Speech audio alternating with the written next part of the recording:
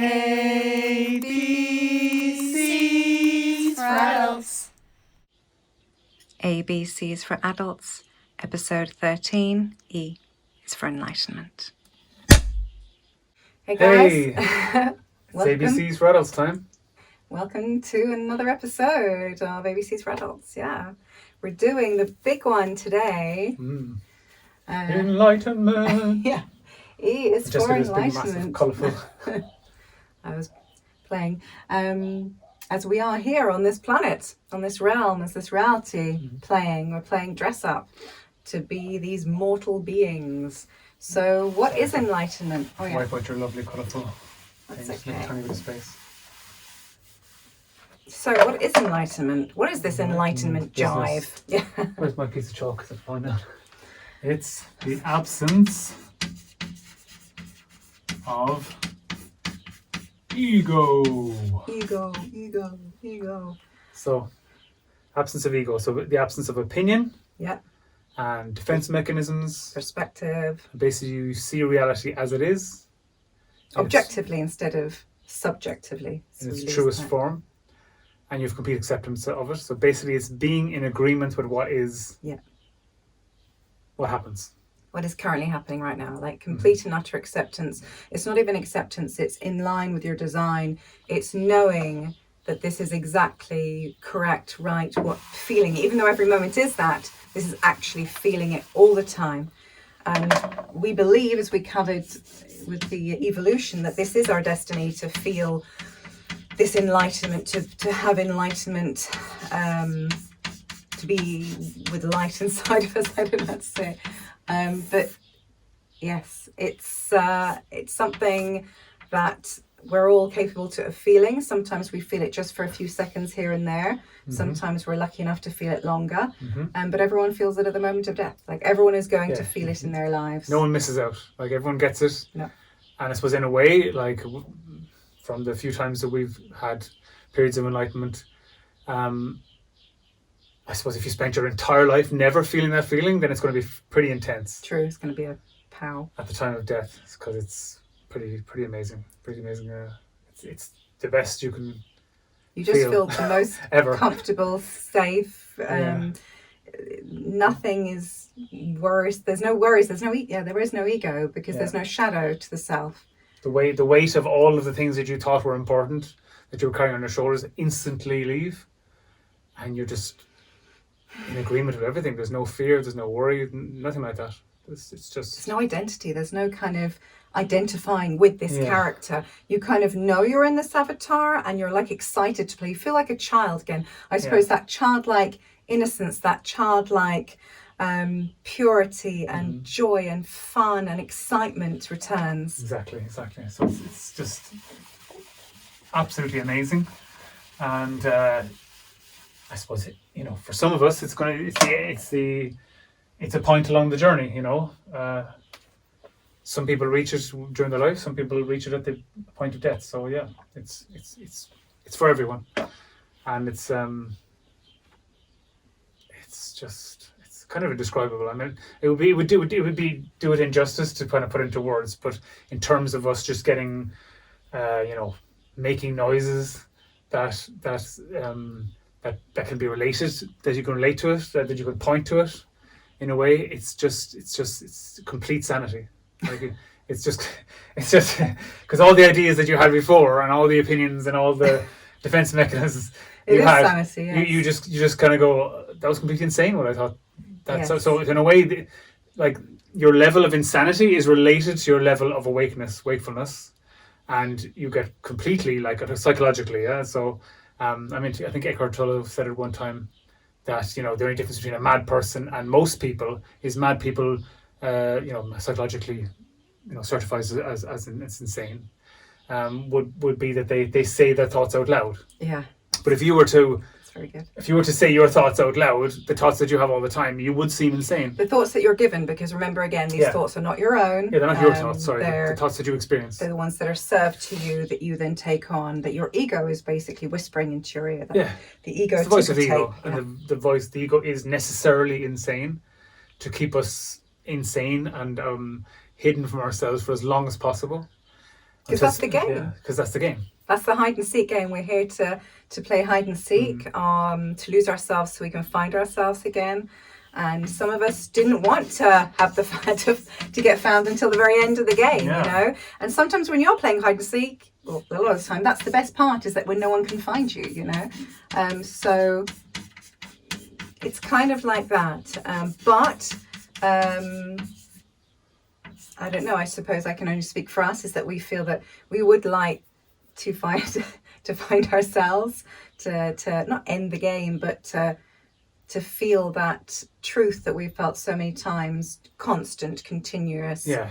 That's the only difference, I suppose. Yeah. It's just amazing. Sorry, go on. No, that's the difference, is that enlightenment would be the constant state of awareness that this is just a game and this is just, you're in an avatar. Everything's light. There's Everything's no very weight. light. There's no, you agree with everything. You're in agreement with whatever happens because you realise it's insane not to be. I mean, it's already happening. But you also understand it. It's like you kind of remember yourself choosing it or something. It's a very strange state to be in. It's not like the most normal. Also, it doesn't feel super freaky. That's the thing. You feel the most yourself or surreal or anything that you've ever felt. Yes. Like, it's not like you have an idea. Oh, maybe this could be right. It's like, no, all of your opinions and everything drop to such a point that there is no opinion, and you see reality for what it is. So the veil of illusion, the veil of everything, the veil of all the thoughts, all the memorized reactions that you've had to life, the safety mechanisms that you've put in place, all of that just falls away, and you just see everything and for what it is, and you feel everything for what it is, most importantly, and you couldn't possibly be more in agreement with whatever's happening, because you realize that that's the brain of the whole operation, that the intelligence of the universe is just playing this out, and all the things that you thought you were controlling and all the opinions that you thought mattered just flitter away into nothingness. And you realize that the shields that you had been employing to kind of save you from pain and heartache and hurt and suffering had actually been these kind of shields of bondage and of containment and of confinement. And instead of being this kind of protection, they were actually, in fact, a prison, preventing you from connecting with the truth of reality, with your true self, with life. You know, it's like there is this kind of imaginary umbilical cord that does connect us in every moment to the vibrating energy, oneness, universe, whatever you want to call it. And it's, I think, us that block it through our fear. And so we put our shield self on and hide in our shell. And when we're in our shell, then we can't feel the sunlight. Yeah. Sorry. But don't feel bad about it. No, I just was clarifying a few things. I realised I'd written down level of insanity equals wakefulness, which insanity equals wakefulness, which is the opposite of what it is.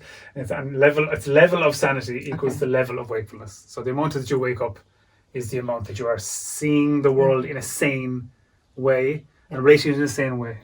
So it's kind of like a wake up and smell the coffee, but not in a negative, wake up in the real world. It's more of a kind of Morpheus, this is the real world. Yeah. What you want to experience really is true intelligence. You want to feel that fully. So intelligence isn't like a number at the end of an IQ test or a result in an academic test of any exam of any sort. True intelligence is skillful living. It's living skillfully. That is true. And it's not injuring yourself or others around you. So you're contributing in general a positive energy and a positive vibe. A positive footprint, sorry to cut across, people talk about footprints all the time. Like carbon footprint, this thing. We are carbon beings anyway. We are going to leave carbon footprint, guys. But it would be nice if we left a human footprint, as in we're... Hey, so what happened was... Technical difficulties, guys. Sorry about that. Yeah, the phone stopped recording. So we were just basically saying that enlightenment is not injuring yourself or others because you're dealing with life in a very accepting way. And so you have an overall positive effect on the energy bubble that is reality. You contribute a positive You're enlightening the world with your light, with your good vibes and your good energy. So you're giving you're contributing in a positive way to the energy. And then we didn't realize that this wasn't recording, but basically there's an Alan Watts quote that says, "There's nothing you can do or not do to become enlightened." Yeah. So striving for enlightenment is a backdoor for the ego. It's a sneaky trick. So you don't try to be enlightened. I mean, you don't have the power of the universe to grant you enlightenment. It's, as Alan Watts would say, it's the grace of God. By the grace of God that you become enlightened. So it's just, but this conversation now and everything else and any thoughts you might have about it is lightening you, is awakening you more towards that goal. It's all part of the process. The fact that you're still watching the video, I think, is meaning that you're on your journey and you're wanting to go and find and seek truth and light in your life. Yeah, exactly, because you know that there's a nicer way to relate to yourself and the world. And so striving, it's in the striving that striving in of itself is agitation. So you can't be at peace if you are striving for something. It's like,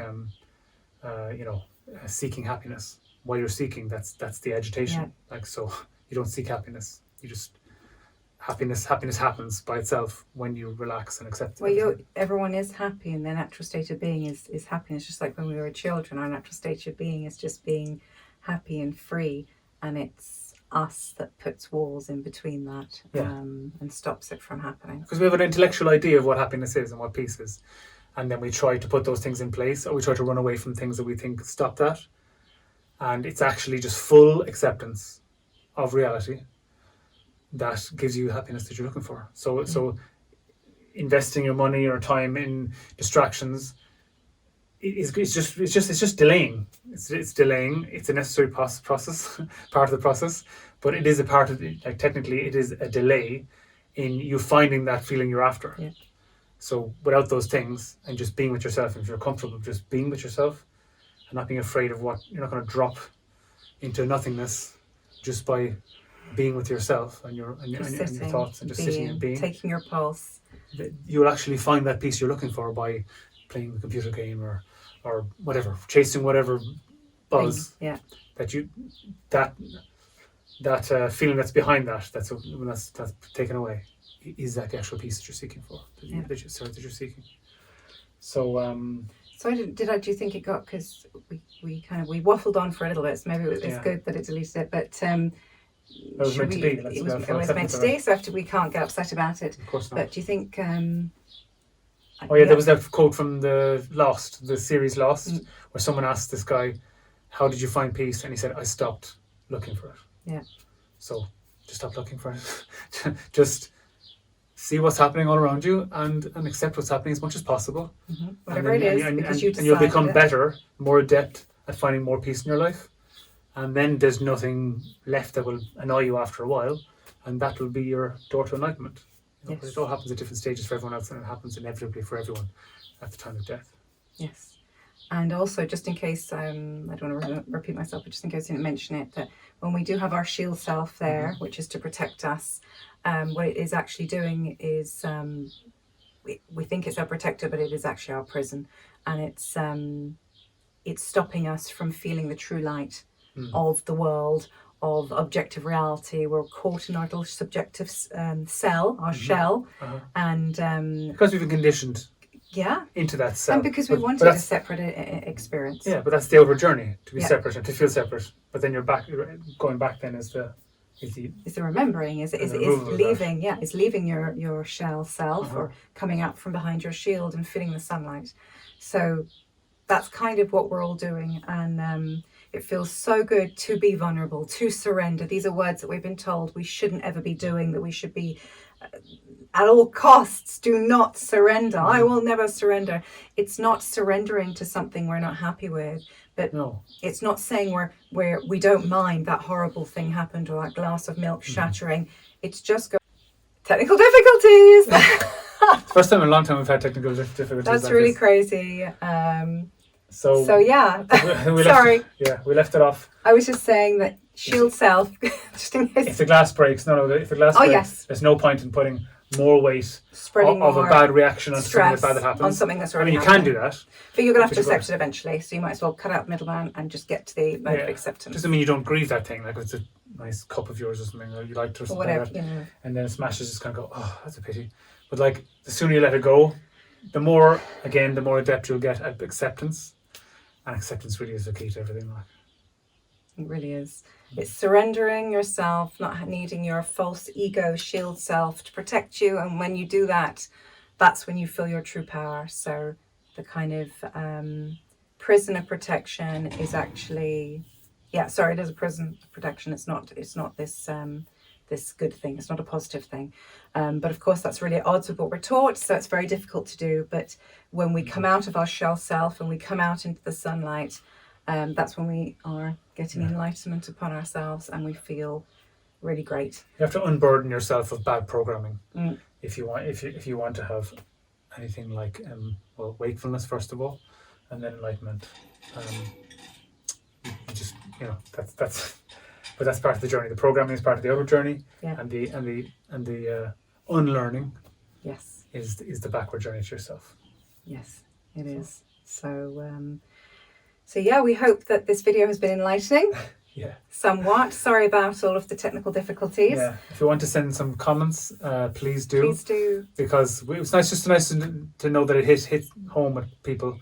Quite often we get messages from people in person saying, on text or whatever, saying, "Oh, I like that, blah blah." But please put them on the actual site so that other people can see and maybe be encouraged to put a comment. And if you've never commented before, please comment. There's a lovely few people who are commenting, and they're all really lovely and kind. And thank you guys for your comments. Thank you very much. So we'd love to hear about any questions or any experiences you've had, or just to share. Or advice. Yeah, if you've got any advice for us, that would be fantastic.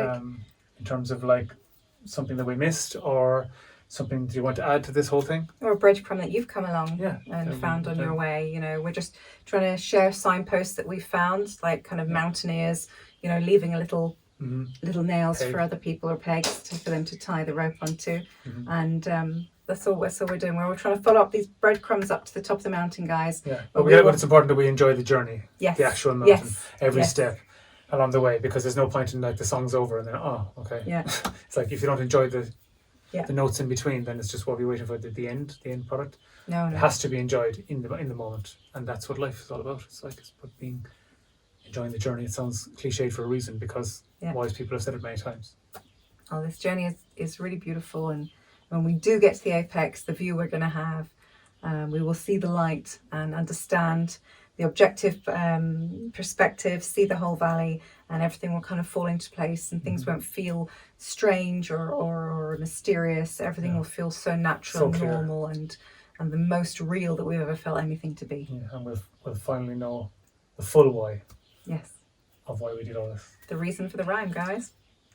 So ciao for now, guys. Thank you. Next time Thank you for being with us. Thank you for being with us, and we'll be covering the F's. Yes. In the next video. Ciao. Ciao.